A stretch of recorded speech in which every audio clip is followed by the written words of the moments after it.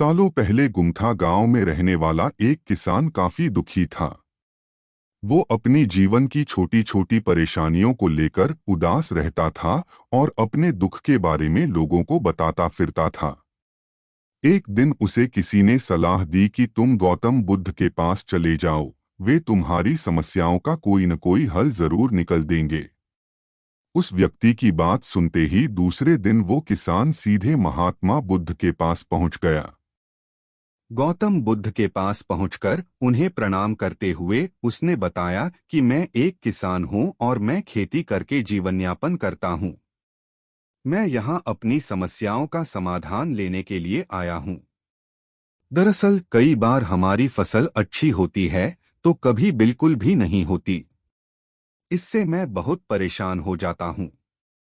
इतना कहने के बाद किसान ने आगे कहा कि मेरी पत्नी है और वो मुझसे बेहद प्रेम करती है, पर कभी-कभी वो मुझे बहुत परेशान करती है।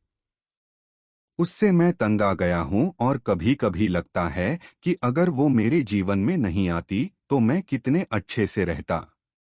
इस तरह वह अपनी सारी परेशानियां महात्मा बुद्ध को सुनाता रहा और वो उसकी बातें सुनते रहे। जब तक किसान बात कर रहा था तब तक गौतम बुद्ध एक शब्द भी नहीं बोले। वो बस ध्यान से किसान की ही बातें सुन रहे थे। परेशानी बताते हुए किसान बोलता है कि मेरा एक बच्चा भी है। वो है तो काफी अच्छा, पर कई बार मुझे परेशान करता है और मेरा कहना नहीं मानता। उसके ऐसे व्यवहार से मुझे लगता है कि वो मेरा बच्चा नहीं है। ऐसा कहते हुए किसान अपनी सारी परेशानी को बताता गया। इस तरह किसान ने अपने जीवन का सब कुछ जो उसे सताता था और दुखी करता था वो गौतम बुद्ध को बता दिया। अब किसान के पास उन्हें बताने के लिए कुछ भी नहीं बचा और उसका मन काफी हल्का हो गया। महात्मा बुद्ध से सब कुछ कहने के बाद वो उनसे अपनी परेशानियों के समाधान की उम्मीद लगाए बैठ था। काफी देर तक गौतम बुद्ध के जवाब का इंतजार करने के बाद बेसब्र होकर किसान ने ऊंची आवाज में महात्मा बुद्ध से पूछा, क्या आप मेरी समस्याओं को लेकर कुछ नहीं कहेंगे? तब गौतम बुद्ध बोले, मैं तुम्हारी किसी तरह से भी मदद नहीं कर सकता। किसान ने महात्मा बुद्ध से ऐसे जवाब की उम्मीद नहीं की थी। वो उनका जवाब सुनकर हैरान हो गया। उसे अपने कानों पर भरोसा नहीं हो रहा था। उसने भगवान बुद्ध से पूछा कि ये आप क्या बोल रहे हैं? क्या आप मेरी समस्याओं का समाधान नहीं कर सकते? मैंने सुना है कि आप सभी की समस्याओं का समाधान करते हैं, तो मेरी समस्याओं का क्यों नहीं करेंगे? महात्मा बुद्ध इस बात पर किसान से कहते हैं कि आपके जीवन में जितनी कठिनाइयां हैं, उतनी हर किसी के जीवन में होती है और सबको अपनी छोटी समस्याएं भी बड़ी लगती हैं। आपके जीवन में कोई ऐसी समस्या नहीं है जो दूसरों को न हो।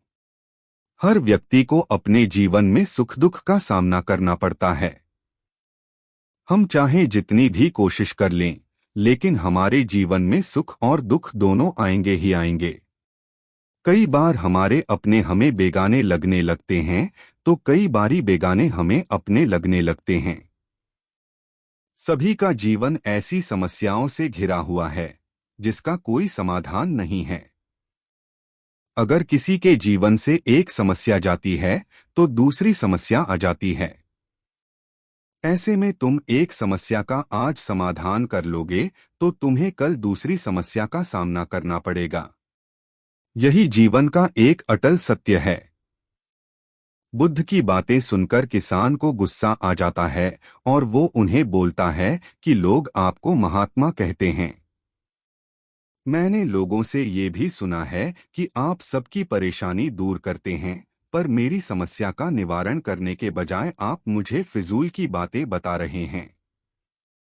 मैं आपके पास बहुत उम्मीद लेकर आया था, पर अब मुझे लग रहा है कि आपके पास मेरा आना व्यर्थ हुआ।